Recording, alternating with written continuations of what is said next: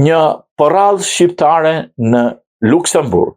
Gjatë këtij muaji në Luksemburg do të vihet në skenë shfaqja me marioneta një telefon nga Koteci i Pulave, një projekt i financuar nga Ministria e Kulturës së Luksemburgut.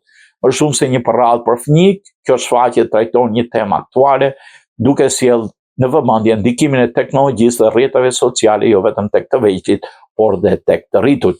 Autorja e veprës, Marcela Bashari, në intervistë televizive ndau detaje mbi përgatitjet dhe sfidat e këtij projekti artistik. Ajo tregoi se ideja për ta sjellë librin në skenë nisi pas një takimi rastor me regjisoren Rudina Gruda në një event ku ishte e pranishëm dhe presidentja e Kosovës. Një miku i Rudinës librin tim.